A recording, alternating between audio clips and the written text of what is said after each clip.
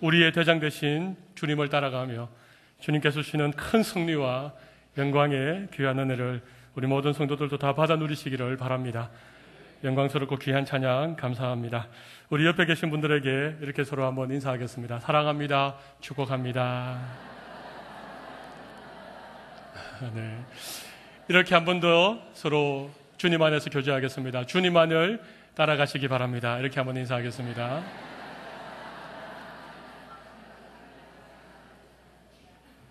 주님을 따라가는 여러분의 인생길에 우리가 예상치도 못했던 하나님의 놀라운 은혜가 여러분의 삶 가운데 경험되어지시기를 바랍니다.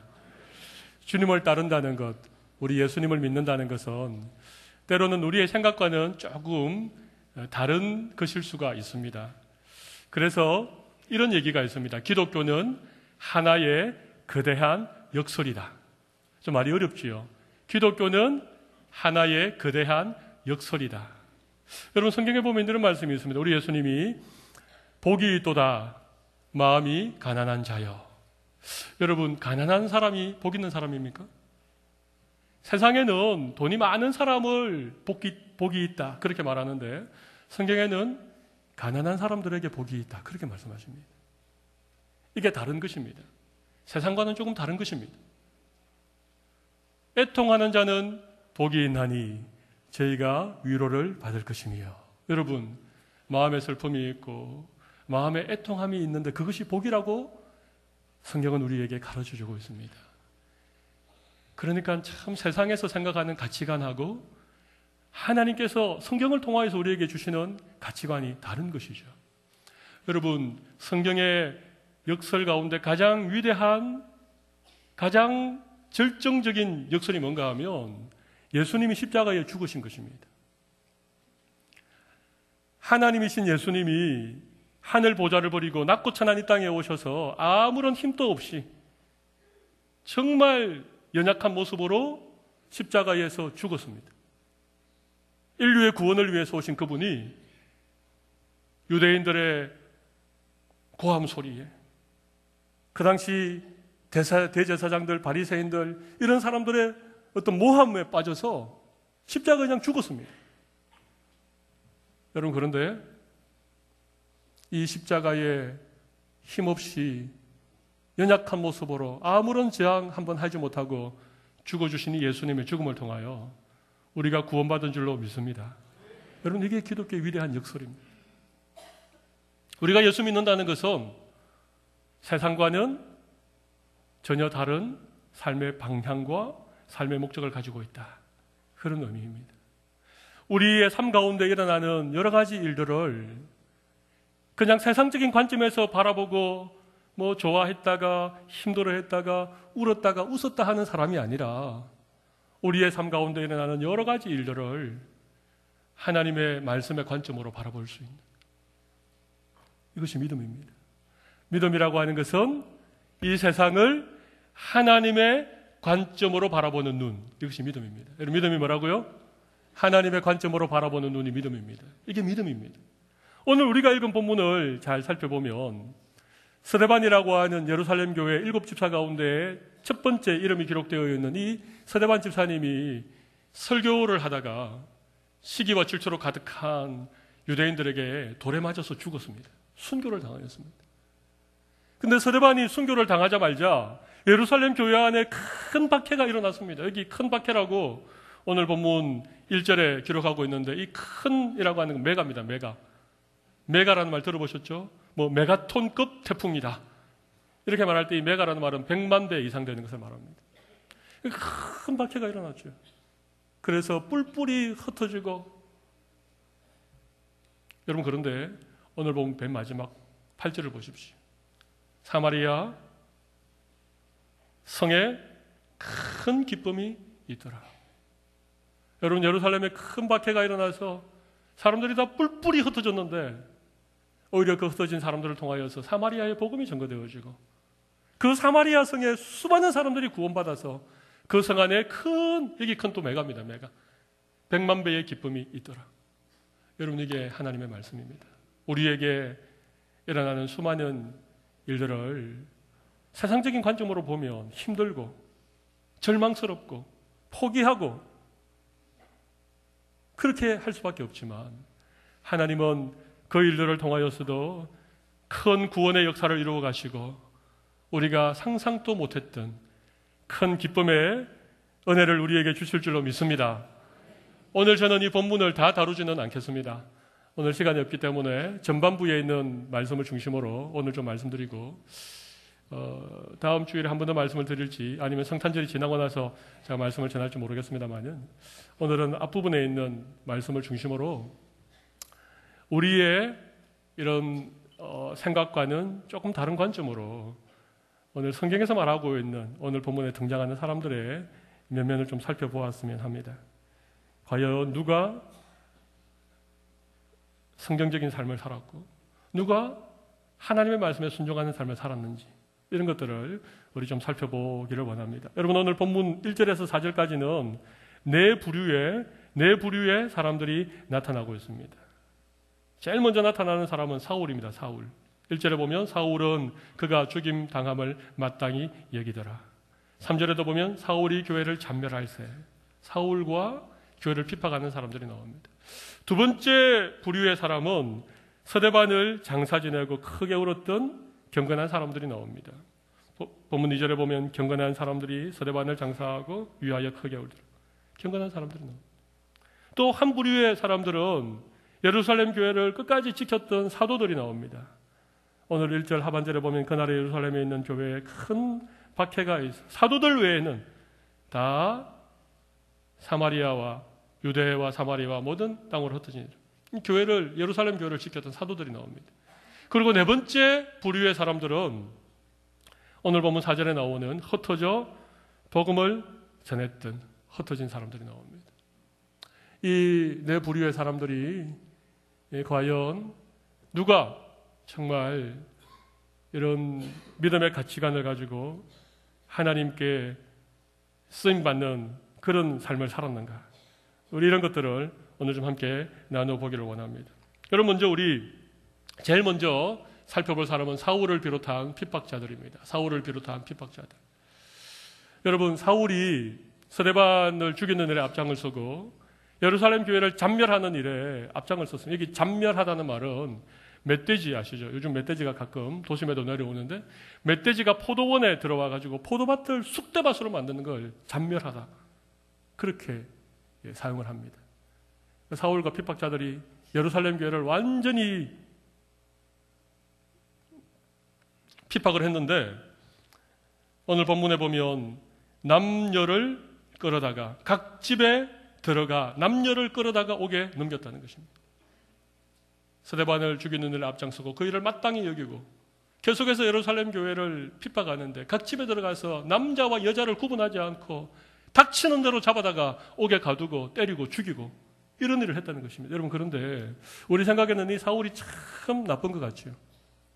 어떻게 그럴 수가 있느냐 여러분 그렇게 생각하시죠. 그런데 여러분 놀랍게 이 사울이 왜 이런 일을 하시는지 아십니까? 하나님에 대한 열심 때문에 그렇습니다.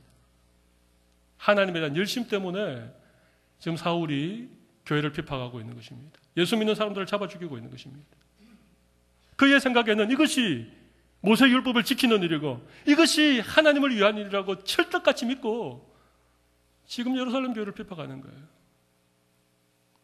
사도행전 9장 18절 말씀에 보면 다메섹으로 가든 다메섹에 있는 예수 믿는 사람들을 잡아 죽이기 위해서 다메섹으로 가든 사울이 예수님을 만나게 되는 장면이 나옵니다. 우리 오늘 자막에 나와 있는 다시 한번 읽어보겠습니다. 즉시 사울의 눈에서 비늘 같은 것이 벗어져 다시 보게 된지라 일어나 세례를 받고 여러분 바울의 눈에서 비늘 같은 것이 벗겨졌다는 것입니다. 이 비늘 같은 것이 벗겨지고 나서야 비로소 그가 예수님을 보고 그의 삶이 변화되어서 세례를 받았다는 것입니다. 그러니까 눈에 비늘을 쓰고 보니까 구약 성경에 예언했던 율법과 선지자의 글에서 예언했던 그 예수님을 그는 알지를 못했습니다.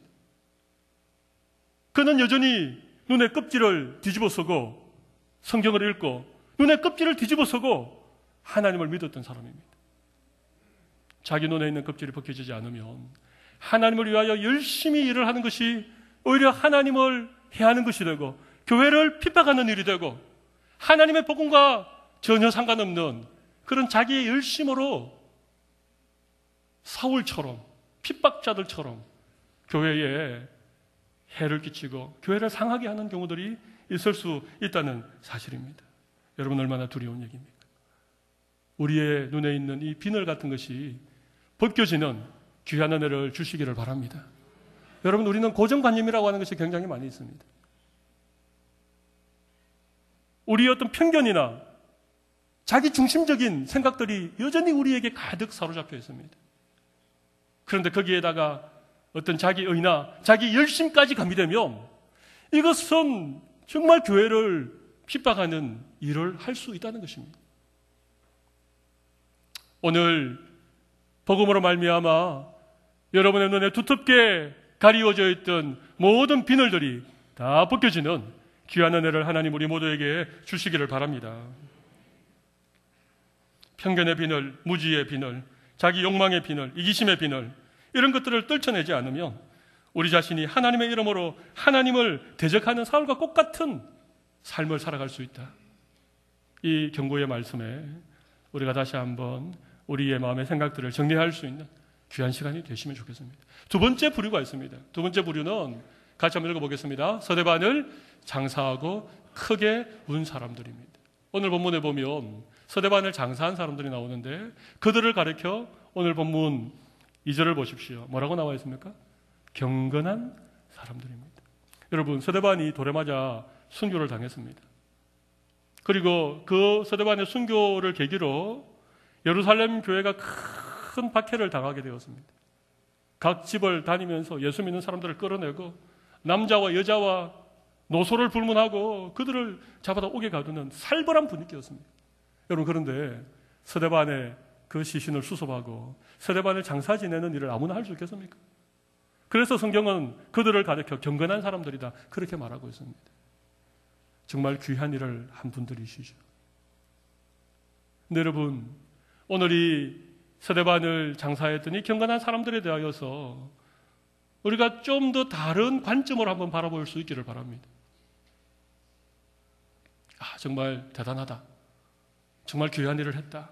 우리 그렇게 말할 수 있지만 그 다음 말씀을 가만히 보면 서대반을 장사하고 위하여, 여기 위하여는 누구를 위하여입니까? 죽은 서대반을 위하여죠. 서대반을 위하여 어떻게 합니까? 크게 울더라. 여기 크게도 메가입니다. 메가. 서대반을 장사하고 나서 서대반을 위하여서 크게 울었는데 대성통곡을 한 것입니다. 여러분 서대반의 그 죽음을 장례를 치르고 난 다음에 이 경건한 사람들이 서대반을 위하여서 그렇게 대성통곡할 만큼 그런 일입니까 지금? 서대반의 죽음이 그런 일입니까? 여러분 우리 지난주를 살펴보지 않았습니까? 서대반은 돌에 맞는 그 순간에도 그는 하늘을 향해서 눈을 들었습니다. 서대반의 그 눈앞에 하늘문이 열리고 하나님의 보좌와 그 우편에 서신 예수님을 바라보았습니다. 그래서 그의 얼굴이 빛나는, 그리고 그를 향하여서 살기가 등등하게 돌을 던지는 그 수많은 사람들을 향하여서 서대반이 어떻게 합니까? 저들의 죄를 저들에게 돌리지 마십시오. 그들을 용서하는 그 놀라운 그 죽음. 그래서 성경은 서대반의 그 죽음, 사람들이 던지는 돌에 머리가 터지고 피가 흐르고 뼈가 부러지는 그 처참한 그 죽음을 성경은 뭐라고 기록하고 있습니까? 서대반이 잔이라. 서대반이 잔이라. 마지막 순간에 하늘 영광을 바라보고 그를 향하여 돌을 던지는 원수들을 향하여 용서를 기도하고 그 죽음을 잔다라고 말했던 이 서대반의 죽음이 과연 대성통곡을 하면서 땅을 치고 절망하면서 그렇게 울 일입니까? 그렇게 울 일이 아닙니다. 물론 죽음이라고 하는 것은 우리 모두에게 슬픔이고 특별히 우리의 가까운, 우리의 사랑하는 사람이 세상을 떠나는 것은 말할 수 없는 그런 슬픔이고 눈물이겠습니다만은, 그러나 적어도 우리 예수 믿는 사람들에게 있어서 죽음이라고 하는 것은 단순히 이 세상에서 병들고 늙고 사고당하고 그래서 이 세상의 생명이 끝나는 그런 의미가 아니라 이 땅과는 비교할 수 없는 영광스러운 천국에 입성하는, 천국에 들어가는 그 입성식이 우리의 죽음인 줄로 믿습니다. 그런데 지금 보십시오. 이 경건한 유대인들은 스데반의 죽음에 대하여서 너무나도 세상적인 관점을 가지고 너무나도 세상적인 인간적인 생각만을 가지고 죽은 스데반을 위하여서 크게 울었다는 것입니다. 대성통곡했다는 것입니다. 적어도 이 경건한 유대인들은, 경건한 사람들은 적어도 삶과 죽음에 관하여서는 전혀 믿음의 가치관을 가지지 못한 사람입니다. 여전히 세상적인 가치관과 세상적인 생각을 가진 사람들입니다. 사랑하는 성도 여러분, 그들이, 경건한 사람들이 스데반의 시신을 수습하고 장례를 치루어 준 것은 마땅히 박수를 받아야 마땅한 일이었습니다만은, 그러나 그 죽음을 위하여 크게 울었던 그들의 모습은 여전히 세상적인 가치관을 벗어나지 못한, 세상 사람들과 똑같은 죽음이라고 하는 것을 믿음의 관점으로 바라보지 못하고 너무나도 인간적이고 너무나도 세속적으로 바라보고 있는 이들의 모습을 우리가 보게 되는 것입니다. 사랑하는 성도 여러분, 여러분은 죽음을 어떻게 생각하십니까? 여러분의 인생이 끝나는 날 맞이하게 될 그 죽음을 여러분은 어떻게 생각하고 계십니까? 절망이라고 생각하십니까? 끝이라고 생각하십니까? 슬픔이고 눈물이고 사별이라고만 생각하십니까? 여전히 우리는 세상적인 가치관을 가지고 있는 것입니다. 위대한 기독교의 역설, 그 죽음이 오히려 영광이고 그 죽음이 영원한 천국으로 들어가는 입성식이라고 하는 사실을 오늘 믿음으로 고백할 수 있는 여러분들이 다 되시기를 바랍니다. 우리의 삶에 죽음의 문제가 해결되어지고 나면 무엇이 두렵겠습니까? 그러므로 스데반을 장사한 경건한 사람들도 죽음에 관한 한 세상적인 생각을 떨쳐버리지 못했던, 그들의 고정관념의 그 벽을 넘지 못했던 사람들이라고 말씀을 드릴 수 있습니다. 이제 세 번째 부류의 사람에 대해서 한번 생각을 해보겠습니다. 우리 세 번째 부류의 사람들 한번 읽어보겠습니다. 예루살렘 교회를 지킨 사도들. 제가 이 사도들에 대하여서 어떻게 얘기를 한다는 게 참 부담스러운 면이 없지 않아 있습니다. 사도들은 우리 예수님이 친히 세우신 제자들입니다. 예루살렘 교회가 태동할 때에 기둥 같은 역할을 했던 분들이십니다. 그리고 그렇게 교회가 큰 박해가 일어나서 사람들이 잡혀가고 옥에 갇히고 돌에 맞아 죽고 하는 그런 큰 박해 속에서도 끝까지 교회를 지켜낸, 그 예루살렘 교회를 지켜낸 그런 위대한 사도들에 대하여서 저는 오늘 조금 다른 관점으로 여러분에게 좀 설명을 드려보려고 합니다. 여러분, 오늘 이 예루살렘 교회에 스데반의 순교를 통하여 일어난 박해의 이유가 뭡니까? 왜 이런 박해가 일어났겠습니까? 사도행전 1장 8절을 한번 보여주시기 바랍니다. 같이 한번 읽어보겠습니다. 오직 성령이 너희에게 임하시면 너희가 권능을 받고 예루살렘과 온 유대와 사마리아와 땅끝까지 이르러 내 증인이 되리라. 이거 예수님의 유언입니다. 예수님이 제자들을 모아놓고 마지막 이 말씀을 하시고 그들이 보는 가운데서 하늘로 올리워 가셨습니다. 여러분 맞지요? 성령이 임하시면 권능을 받고 예루살렘과 유대와 사마리아와 땅끝까지 이르러 내 복음의 증인이 되라. 그런데 지금 예루살렘 교회가 부흥했습니다. 베드로가 설교했을 때 3,000명이 돌아오고 5,000명이 돌아오고 큰 부흥이 일어났습니다. 백성들에게 칭송을 받았습니다. 그런데 여러분, 예루살렘 교회가, 어떤 학자들은 예루살렘 교회의 교인이 한 25,000명 정도 되었을 것이다, 그렇게 얘기를 합니다. 그런데 예루살렘 교회가 정작 주님께서 유언처럼 남기셨던 그 마지막 명령을 까마득하게 잊어버리고 있었습니다. 예루살렘 교회 부흥이라고 하는 그 부흥의 그냥 마음을 빼앗겼어. 예루살렘 교회를 어떻게 하며 잘 세워나갈 것인가? 그 일이 너무 분주하고 바빠서 우리 예수님이 유언처럼 말씀하셨던 그 마지막 명령을 잊어버리고 있었습니다. 그래서 예루살렘 교회 박해가 일어나는 것입니다. 스스로 흩어지지 않으니까 하나님께서 스데반의 순교를 통하여 이 사울이라고 하는 청년을 앞장세워서 예루살렘 교회를 잔멸하는 큰 박해를 일으켜줘서 사람들이 예루살렘을 떠나게 된 것입니다. 유대로 가게 되고 사마리아로 가게 되고 모든 땅을 향하여 가게 된 것입니다. 여러분, 그 명령을 직접 받은 사람들은 사도들이었습니다. 당연히 사도들이 앞장서서 복음을 들고 땅끝을 향하여 나아가야 되는 사람들이 사도들입니다. 그런데 지금 사도들은 예루살렘 교회에 남아 있습니다. 물론 이 부분을 앞서 말씀드린 것처럼 사도들이 교회를 끝까지 생명을 다해서 지켰다, 그렇게 볼 수 있지만, 그러나 사도들이 복음을 들고 앞장서 나가지 못했습니다.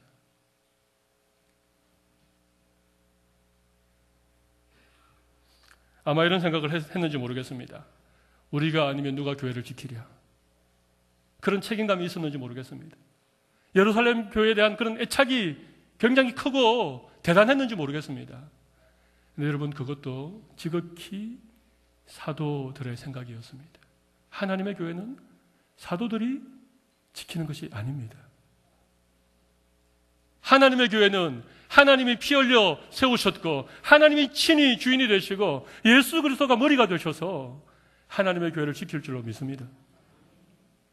여러분, 사도들이 예루살렘 교회를 지키는 동안에 사도들이 한 집사들에 의해서, 스데반이라고 하는 집사님에 의해서, 그리고 오늘 본문에 등장하는 빌립이라고 하는 이분, 여러분, 빌립은 예수님의 제자가 아닙니다. 사도 외에는 다 흩어졌기 때문에 사도들은 예루살렘 교회에 남아있었고, 여기 나오는 빌립은 예루살렘 교회 7집사 가운데 스데반에 의해서 두 번째로 이름이 기록되어져 있는 집사 빌립입니다. 이 빌립 집사님이 사마리아 성에 내려가서 복음을 전했습니다. 유대인들이 이방인처럼 개처럼 여기는 가깝지만 먼 그 사마리아 성에 내려가서 복음 전했던 사람은 집사님이셨던 빌립이었습니다. 그리고 그 뒤에 잠시 베드로가 이방인 고넬료에게 복음 전하는 얘기가 잠시 소개가 되고 난 다음에 사도행전 15장이 지나면 더 이상 사도행전에는 사도들의 이름을 찾아볼 길이 없습니다. 이방 선교의 주역으로 하나님이 사울을 부르시고 바나바를 세우시고 누가와 디모데 같은 신실한 하나님의 사람들을 통하여서 사도행전을 펼쳐가십니다.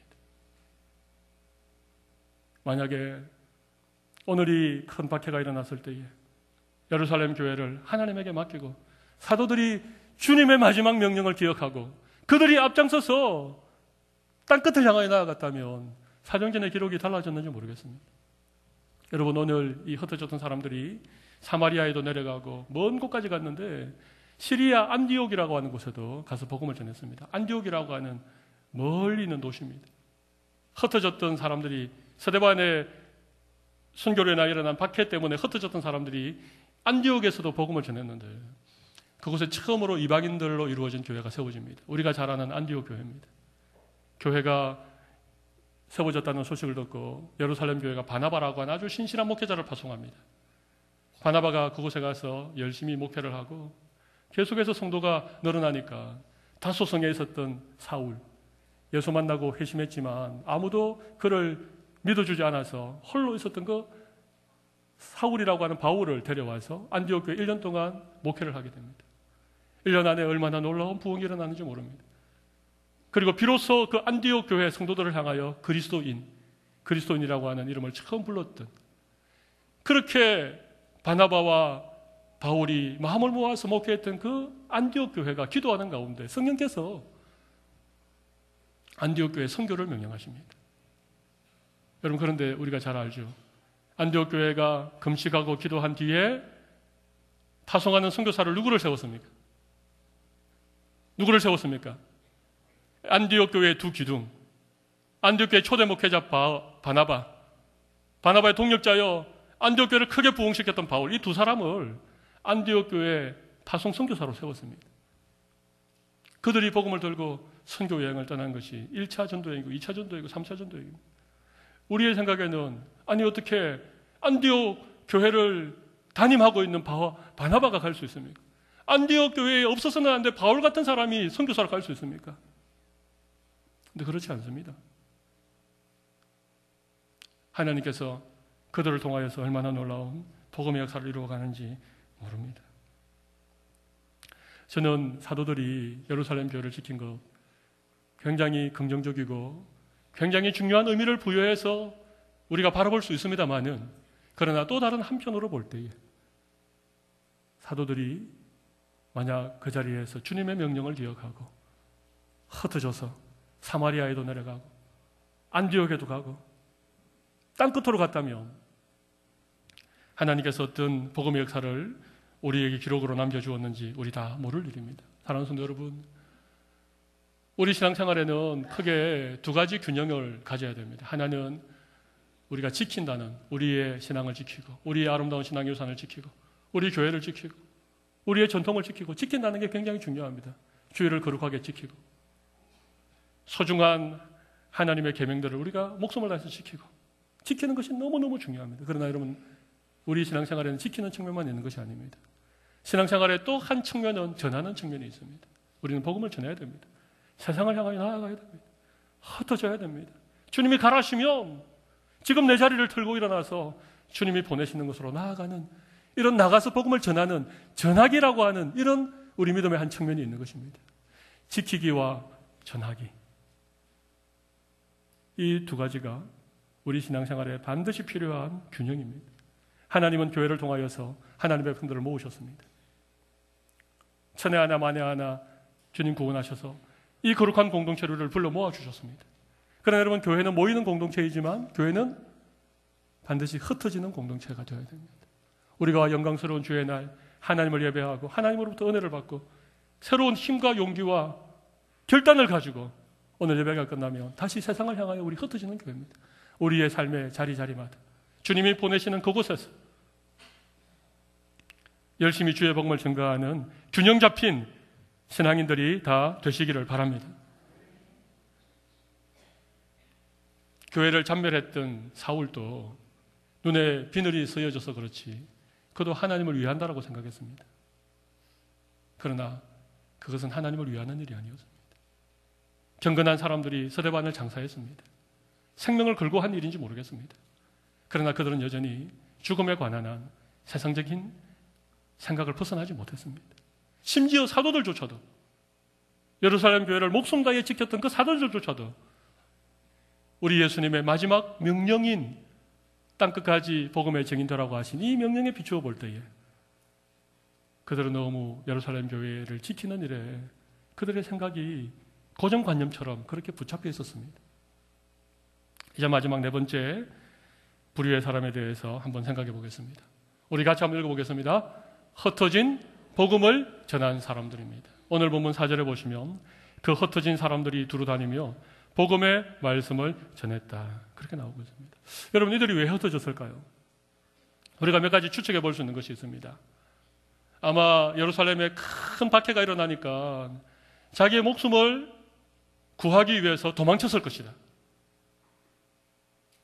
근데 그렇게 말하기가 어려운 것은 그들이 만약에 박해를 피해서 예루살렘을 도망쳐도 그렇게 피해 나왔다면 그들이 절대 복음을 전하지 않습니다. 그렇죠? 그런데 보십시오. 오늘 본문에는 흩어진 사람들이 두루 다니며 복음의 말씀을 전했다는 것입니다. 만약에 그들이 자기의 생명을 보호하기 위해서 그들이 선택을 했다면 변절하면 됩니다. 예루살렘 성에서 나는 예수님을 모릅니다. 나는 예수 믿는 사람이 아닙니다. 그렇게 하면 됩니다. 그러면 아니 뭐 잡아다 가둘 사람도 많은데 수만 명이 되는데 일일이 뭐 나 예수 안 믿겠다는 사람들까지 잡아다가 죽일 이유가 없습니다. 그런데 예루살렘에서 이렇게 땅끝으로 흩어졌다는 얘기는 그들의 오랜 삶의 터전이 있는 그 예루살렘 성을 그들 믿음으로 떠난 것입니다. 떠났습니다. 그리고 그들이 가는 곳에서 복음을 전했습니다.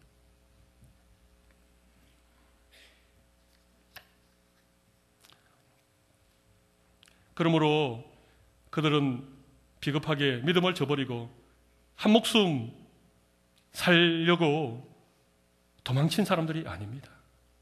여기에 흩어진이라고 하는 이 말은 농부가 씨를 뿌린다, 그런 의미입니다. 우리는 농사를 지을 때에 특별히 벼농사 같은 것은 미리 모짜리를 만들고 거기에 모를 다 재배해서 그 모를 나중에 모내기를 하죠. 하나하나 손으로 심습니다. 밭농사를 할 때에도 우리는 고랑과 에랑을 파고 그곳에 씨앗이 가지런하게 심기도록 그렇게 농사를 짓는데 이스라엘은 그렇게 하지 않았습니다. 이스라엘은 그냥 땅을 이렇게 뒤집어 놓고 농부가 그냥 씨앗을 그냥 뿌립니다. 휙휙 뿌립니다. 그러면 그게 날려가가지고 좋은 밭에도 떨어지고 가시덤불에도 떨어지고 길가밭에도 떨어지고 돌짝 위에도 떨어지고 이런 맞죠? 뿌리는 것입니다. 농부가 씨앗을 뿌리는 이 단어가 흩어져라고 하는 단어입니다. 사실은 하나님께서 그들을 땅에 이곳저곳으로 뿌리신 것입니다. 하나님에 의해서 뿌려진 자들이고 하나님에 의해서 사마리아의 안디옥의 땅끝에 심기어진 그런 사람들입니다. 아마 그들이 처음에는 급하게 도망쳐 왔는지 모르겠습니다. 그러나 그들이 믿고 그들이 따르는 예수 그리스도에 대해서 말하지 아니할 수 없어서 그들이 가는 곳에 복음을 전했습니다. 근데 그렇게 예수 믿는 것 때문에 핍박당하고 고난을 당하는 이 복음이 그들이 가서 전하는 곳곳마다 놀라운 역사가 일어나게 된 것입니다. 그들의 사명에 눈을 뜨게 된 것입니다. 예루살렘 교회에 일어났던 큰 환난과 그 핍박에 대하여서 그들이 새로운 관점으로 바라보게 된 것입니다.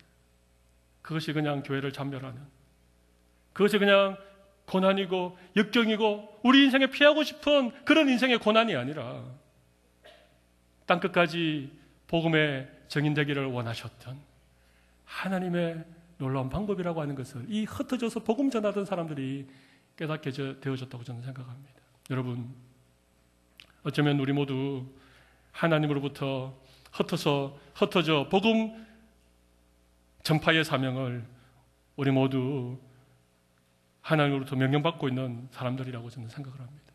여러분, 우리는 흩어져서 우리의 삶의 자리에서 복음을 전거해야 되는 그런 사람들입니다.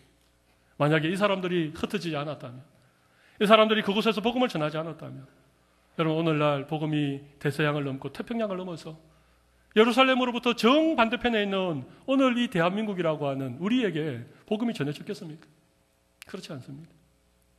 하나님께서 흩으시고 하나님께서 옮겨 심으신 그 자리에서 우리가 복음을 전하는 이런 삶에 우리의 새로운 믿음의 눈을 열며 예루살렘 교회에 있었던 큰 환난과 핍박이, 큰 슬픔이 변하여서 사마리아 성에 일어났던 큰 기쁨으로 그렇게 변화되는 놀라운 역사가 일어나게 되는 것입니다. 여러분, 오늘 예루살렘 교회에 일어난 박해는 단순히 사울이라고 하는 청년이 주동해서 유대인들이 일으킨 그런 폭동이 아니었습니다. 조금 더 긴 관점으로 바라보면, 조금 더 성경 전체를 조망하면서 이 본문을 바라보면 여기에는 하나님의 놀라운 섭리가, 하나님의 계획이 여기에 담겨져 있다는 것입니다. 환난에 대하여서 우리가 어떤 믿음의 반응을 하는가, 우리의 삶에 불현듯 찾아온 고난의 문제에 대해서 우리가 어떤 눈을 열고 그것을 바라보는가에 따라서 하나님께서 맡기신 새로운 사명의 눈을 뜨고 하나님이 우리를 보내신 그 자리에서 복음을 전가하고 우리가 전한 복음 때문에 수많은 영혼들이 돌아오는, 그래서 온 성에 큰 기쁨이 있는 그 놀라운 인생의 사명을 감당하는 그런 은혜를 하나님 우리에게 주시는 것입니다. 오늘은 사실은 12월 둘째 주일인데 성탄주일이 얼마 남지 않았습니다. 보통 12월이 시작하면 대강절이라고 해서 주님의 오심을 대망하는 그런 절기를 지킵니다만, 여러분 잘 생각해 보십시오. 우리 예수님께서 그 하늘의 보좌, 삼위일체 하나님 가운데 한 분이신 성자 하나님으로서 그 보좌에 머물러 계셨다면 오늘 우리에게 이 놀라운 구원의 복음이 전해지겠습니까? 우리 예수님은 하늘 보좌를 버리시고 이 땅에 심기어진 하늘의 미랄이었습니다. 이 땅에 썩어져가는 하늘의 미랄.